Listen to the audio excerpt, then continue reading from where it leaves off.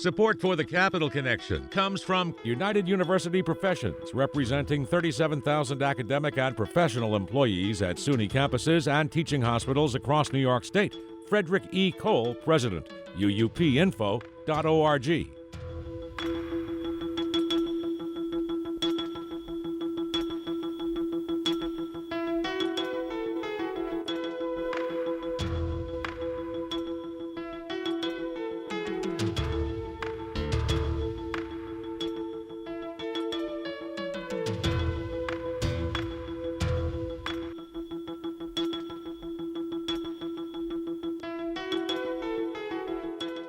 It's the Capital Connection. Hi, I'm David Gustina. Joining us this week is New York State Comptroller Tom DiNapoli. Welcome back, Tom. Dave, great to be back with you. Well, Tom, thank you. Obviously, there's been a big change here at WAMC and on the Capital Connection since you last spoke with our Alan Chartock. He is retired, and, you've been appearing on this program for a long time. Oh, yeah, my time, especially as controller, though, Alan was always so kind in inviting me on, and the discussions, as you well know, because you were right there, were always very thought-provoking and really got into the nitty-gritty of what we do in the controls office, what's happening in New York, certainly with a good political discussion as well.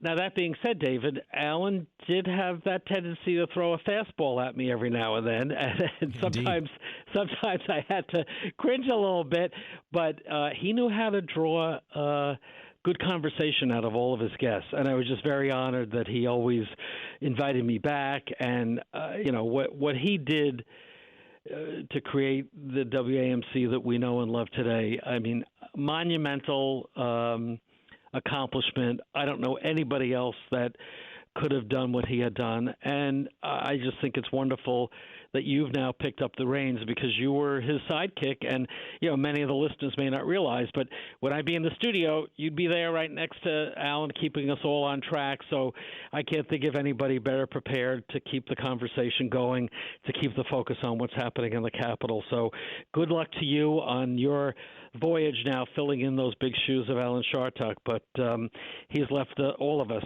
guests and questioners, a great legacy to build on. Tom, thank you so much for those kind words. And I want to say you are the kind of guest that a show like this really appreciates. Alan cut to the chase, as you said. He even got involved when your pre-audit powers were taken away by then Governor Andrew Cuomo and stuck up for you, and peppered the governor about it when he talked to the governor. And yet you keep coming on the show. And what we want on this program, and I talked with Assembly Minority Leader William Barclay about this last week, is a program where all parties, all people who are involved with state government can come and talk to our listeners about what they do, about how state government functions, how it functions well, how it doesn't function well, and get to those hard questions as well during that time. But to be a place where everyone is welcome and we can have a reasonable discussion, unlike a lot of the divisiveness that's in our politics today. Well, I think it's so important as well because you certainly look at the print side of journalism. So many of the news outlets, they no longer cover the state capitol. They don't have the staff anymore. They don't put the priority on it. And, so I really wonder sometimes how do people get information about what's going on at the state level. And, very often the decisions made, not just in Albany, but in state capitals across the country, are as impactful, if not more so, than what happens in Washington. And so the fact that you're going to continue and really build on this focus on what's happening in state government, I think is so very important because there really is a gap out there in terms of knowledge and information. So thank you for keeping it going. And I know it's going to be a great and very effective way of, hey, in the Capital Region especially, folks care about what's going on, down the road in Albany and in the state capitol. So again, thank you, David, for having me on and all these other guests and really taking the show to the next level. Well, let's get right to it. You cover the state's financial situation, the state and New York City, of course, and I keep hearing Republicans talking about huge deficits coming to the tune of $9 or $10 billion. The, of course, budget has been passed. You have the end of session and more talks going on in the Assembly this week. What's your assessment so far of our financial situation? We'll start with the state of New York. Well, I mean, to put it simply, okay for now, but very problematic as we move forward. The state financial plan came up, which is, the update of the multi-year perspective on where we're headed. And it's anticipating a drop in revenue over the plan of like $5 billion a year. So we're already starting to see, in terms of the cash report we put out, the expected reduction in revenue in terms of tax collections year over year. But it'd be fair to say that they really were more significant than when the budget was first adopted. So the financial plan updates the projections and the estimates. So right now we're kind of in line with the projections, but those projections were lowered because the state saw that the revenue was coming in much less than anticipated. So you're absolutely right in quoting the number. Now we're talking about out-year budget gaps, for next year over $9 billion, the year after that close to $14 billion, another $13 billion the year after that. So those gaps have grown significantly. Now, again, when you talk about out-year gaps, a lot can happen between now and then, but there's no doubt we have a combination of factors happening that are impacting revenues in a more negative way than we had first thought. So what does that mean? It means in the short run, we have to be very careful about monitoring the revenues coming in, the tax collections, and the spending, certainly in the short term, long term as well. But also recognize that one of the good things that happened in this budget and built on what happened last year's budget as well, the state has been much more aggressive in building up our rainy day reserve funds. And I give credit to the governor and the legislature for doing this. So we are really at an historic high in terms of money that is set aside for economic uncertainties. So while it is certainly a concern as to where we're at right now, we're better prepared to weather if, in fact, the worst of these anticipated gaps, were to come. But I worry more for next year's budget. Some of the spending commitments that were made that were expected to be of a recurring nature, it may be harder for us to meet those spending expectations. You could be back to a serious discussion either about curtailing certain services or raising more revenue, meaning taxes, or what often happens too often in New York is that when you don't want to cut services or raise taxes, you borrow more. We already have a very high debt burden. So, compared to where we were a year ago, it's a much more problematic picture with regard to the state budget as we look forward.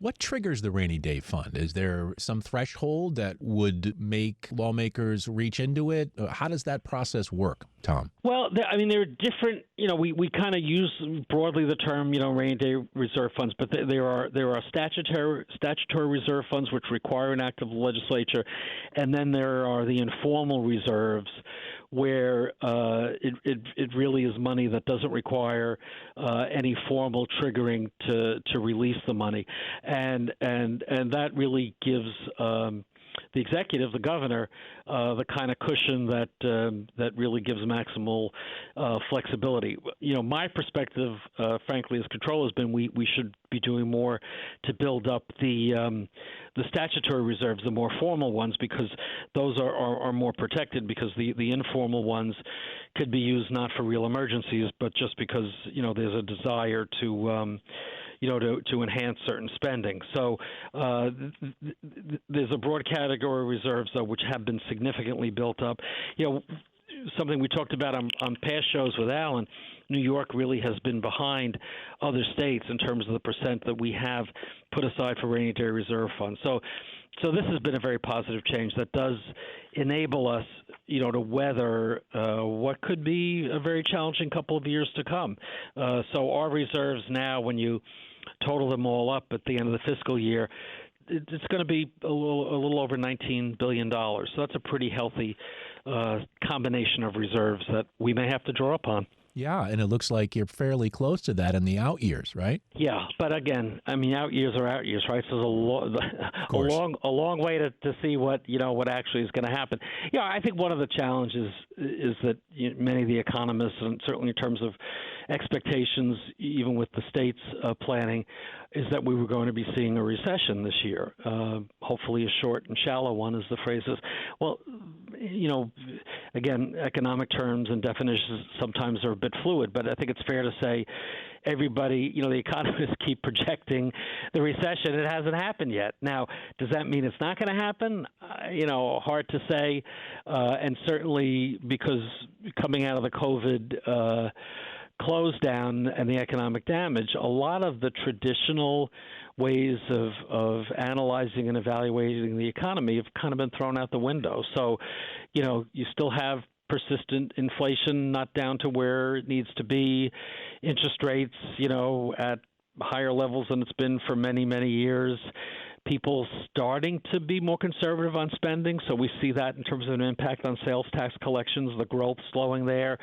Statewide and in many of our counties outside of New York City, year over year negative. Yet we see unemployment continuing to be pretty low and going down. We've grown back about 94% of the jobs that were lost. So still seem to be hiring going on. So all these conflicting data points, it makes it hard to project in terms of where the economy is headed. And that's important when we're doing budget assumptions, because how the economy goes impacts on revenue, on tax collections. And one of the big issues that we have to look at is personal income tax. That's a category that certainly has been downward beyond what was projected. I think everybody understood that we would be collecting less than last year, but it's been coming in lower than I think any of us had anticipated. And increasingly, part of it is Wall Street. Right. Okay. Wall Street had some banner years coming out of COVID, and obviously not so much last year. So in terms of capital gains and impact, the year after, what we saw in this year's tax collections, certainly that was an impact. Some would argue that people moving out of the state, we know we have a net loss of population. And generally, it's folks at the higher end.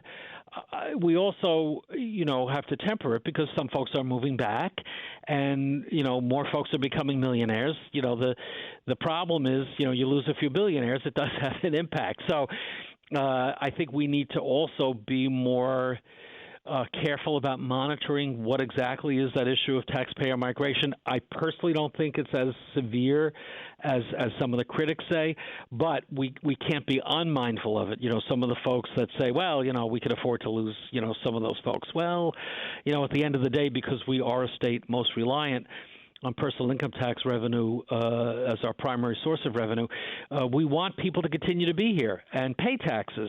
We want Wall Street to be profitable and successful, to pay taxes. Wall Street alone accounted for, in the recent numbers, over 20% of the total revenue coming to the state. So it is a problem for us when Wall Street is impacted. But, the markets seem to be bouncing back. So, I'm still, hopeful that we'll see, rather than a downturn, but, kind of the sluggishness we're seeing now, hopefully we'll see a little bit of a bounce back. But we need to look at it carefully. It could be that if that recession does kick in, the numbers will become even more concerning than they are right now.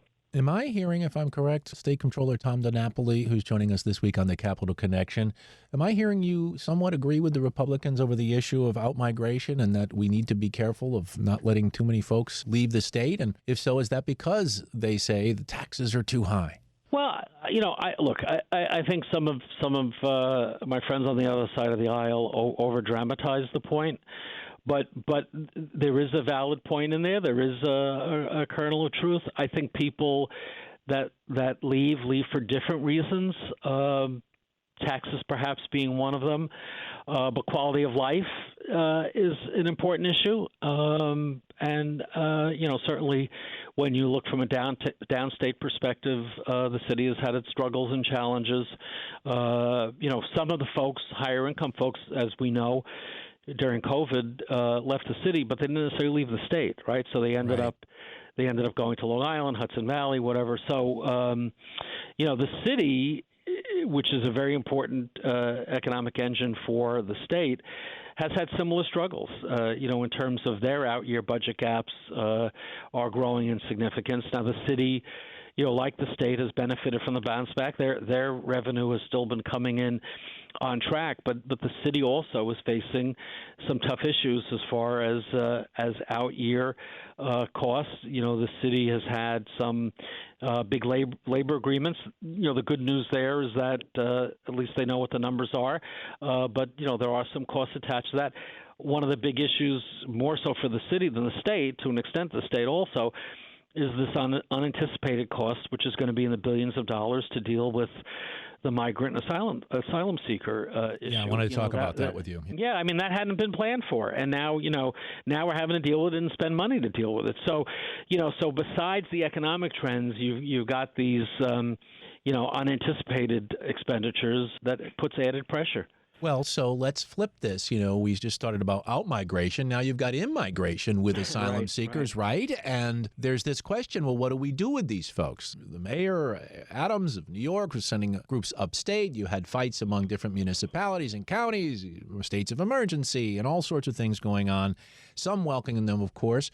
But then there's the question of, can these asylum seekers be put to work? Can we get them work visas where they could contribute to the financial health of the state of New York? And I suspect many of them would very much want to, right? The New York being. I think we're hearing some are trying already. Yeah. Well, you get into the bureaucracy of work rules and what you need to be able to work, and obviously much of this has to do with the federal system, which everybody seems to acknowledge is totally out of whack and outdated, but nobody seems to be able to come up with a consensus to work it out. So, and we certainly know that there are many jobs out there that have gone unfilled. Now, it is a tight labor market, but I could tell you, for our agency, we're having a challenge in hiring people in the capital region. So, there are jobs. I hate to say it this way, but in reality, there are jobs, particularly in hospitality. Perhaps some may call them lower wage jobs, but often you go to a restaurant and they're limited in how many people they could serve because they don't have enough help. You hear that all the time, or their hours are short. So there are jobs to be had, and I think many of these asylum seekers are here because they want to be part of the American scene, the American economy, and we should figure out how we're going to make that possible. Again, much of this involves federal issues, beyond what the state can control, but I know we're heading into political season, with the presidential races.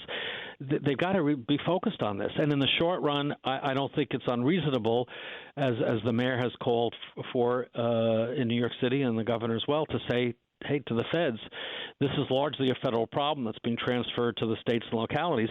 You've got to help us with the resources to deal with these costs. And, we've gotten some help from our congressional delegation. Credit to Chuck Schumer and his colleagues in the House, Hakeem Jeffries, in the Biden administration, but it certainly hasn't been completely covering the additional costs that are there. So we need the federal government to step up with a more intelligent process in terms of having these people be placed in employment, and more money to help defer the costs for housing these people in the short run.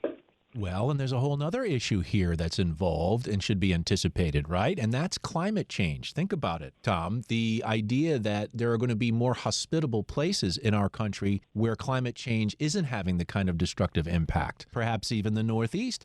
So you could see more people, because of not only the asylum seekers and folks from outside our country trying to get here, but folks even within our country migrating to areas as the climate worsens to more habitable places, as I'm reading, like the Northeast. Yeah, isn't that interesting? It's some of that's going to be hard to gauge in the short run, but when you think about New York State, and especially if it becomes a bit more temperate, the growing season will be longer, so that there's a positive there. Certainly, New York has plentiful water and clean water. When you look at the states that have been suffering droughts and contamination, relatively speaking, New York is better positioned in that regard. So not many earthquakes. Right? I mean, we tend not to have this. We have other kinds of challenges, but we tend not to have the same level of natural disasters. But that being said, obviously, the impact of climate change also has a negative, right? The storms that we've seen, particularly for coastal areas. But this is another interesting piece of the migration issue, which I don't think is talked about a lot. And I did have the opportunity a couple of years ago to be part of a delegation that included Stuart Applebaum from the union RWDSU, retail workers, and Monsignor Kevin Sullivan from Catholic Charities in New York, to visit Guatemala, Honduras, and El Salvador. And one of the issues that we saw when we went to some of the agricultural areas is how climate change was affecting the traditional way of farming in that region, making it harder for the farmers to earn a living, and that was part of what was contributing to the migrant crisis as well. I had never thought of that. So there are ways that climate change is impacting, as you say. Maybe there may actually be some positive in terms of impact on New York, but boy, we've got to get a better handle on climate change. That's a whole other discussion, David. But even if there's some short-term benefit, clearly that's an issue that we need to do more to reduce greenhouse gas emissions. In New York, striving very hard to be a leader in this regard. And as you know, with our pension fund, we've been trying to be a leader in de-risking the portfolios related to climate. Even if there may be a silver lining here and there, I think long run, that is a challenge we need to address more effectively than we have. Even if it meant borrowing money. I mean, you supported the Bond Act, the Environmental Bond Act, which, of course, is looking to try to mitigate this issue. Yes. The part of the purpose of the Bond Act, a very key part of it, was to have the resources to meet the very ambitious climate goals that we have here in New York State. And what I liked about the Bond Act is it was the kind of borrowing that we argue for, which is voter-approved debt. One of the big issues and why the state is so much in debt beyond where it should be is that most of our debt is through what we call the backdoor borrowing, through public authorities, which really has limited accountability. You don't really do an effective accounting for all of it because it's done through different public authorities, and the way the state constitution was set up, it understood that government needed to borrow to do its business, but it anticipated that the ultimate check on making sure we weren't going too far in any one direction was the power of the ballot box, was voters, and right now you're only talking about 4 or 5% of the outstanding debt is voter-approved general obligation debt or borrowing, and that is the wrong direction. So, as you know, we have a very comprehensive proposal for debt reform. I think it's the third iteration of what we proposed. Debt reform tends not to be the biggest issue that captivates the hearts and minds of people in the state capitol, but especially if we have an economic downturn in revenue, the fact that we have so much indebtedness in the state is a disadvantage for us, because if you're paying a lot for old debt, you don't have as much capacity to borrow for your current needs. So, this combination of the economic challenge with the uncertain economy, the federal stimulus money coming out of COVID being spent down, the economy slowing, people being a little less certain about spending, there is the potential recipe for a very challenging economic climate coming up. All right, Tom, we're really running out of time fast. Just under 4 minutes. I want to go a little rapid fire for a second here. You'll remember that segment of the program Alan used to rattle off quick questions for you. Oh, here's where I always get nervous. Here we All go. Right. Well, we've been hearing about this casino deal out in Rochester, where the Seneca Nation has apparently agreed with the state to build a casino. But according to the news reports I've been reading, the Rochester delegation was apparently blindsided by the move. It's not happy. Was there any oversight on something like this? Do you have any insight for us? Well, certainly the Comptroller's office has not been involved. This is another area where we've been left out. As you know, Senator Barillo put in a legislation to bring us in. I don't anticipate that that's gonna pass. But this tends to be the prerogative of the executive. You know, especially when you're talking about dealing with the Indian nations. So. Doesn't sound like the Assembly is going to be moving on this because of the concerns of the delegation. But right. Suffice it to say, this I'm sure we haven't heard the last of this this week. We'll see whether this gets back on track or not, whether it deserves to get back on track. We've not been involved in it, so I can't give you my own personal insight as to whether the deal is good or not. I don't think too many people know the details of the deal anyway. So anytime you talk about gaming and expanding it, there's always very different opinions as to what is the right thing to do. Well, I would think a financial person should always be involved, especially if it's the state comptroller. That's my 2 cents. All right. Well, but you've been channeling your inner Senator Barillo. Or my inner Alan Sharp talk. Well, there is a huge issue on the table in New York State, and it hasn't been resolved and probably won't be resolved anytime soon, and that's housing. We were just talking about asylum seekers who, of course, have been putting in motels and other places, but in general, housing, rent, issues in the city and upstate. But you have done a report on housing costs. And what I was struck by was a statement on your website. New York has the lowest home ownership rates in the nation. Yeah, only about 54% owning a home. Those are 2022 figures. The national numbers are more like 66%. And obviously, much of that has to do with the cost issue. Some of it I think is also driven by the fact that New York City, obviously, you have a lot of folks that, rental is Sure. the preferred way. But the percentage of income that people are paying for housing, whether it's rental or for home ownership for a mortgage, you have more and more people that are above that 30% of their income being spent on housing, which is considered to be a burden, and increasingly across the state, numbers more like 50%. So, this is an issue that has to be dealt with. Part of it is a supply issue. The governor tried with her proposal to deal with it. We could argue whether that was rolled out the right way and whether it should have been more carrots rather than some sticks. But I think everybody has the view that one of the failures of this legislative session was the lack of activity on the housing front.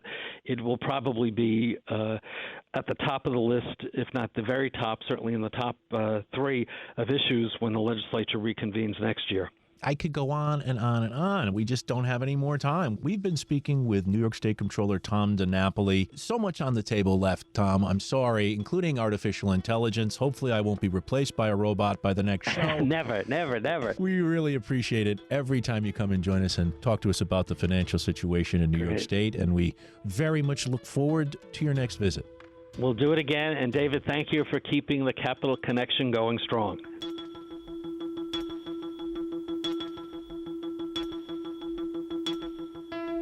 The Capital Connection is a production of WAMC Northeast Public Radio. You can listen to The Capital Connection anytime at WAMCpodcast.org or anywhere you get your podcast. And join us again next week at this same time for another political conversation. For The Capital Connection, I'm David Guistina.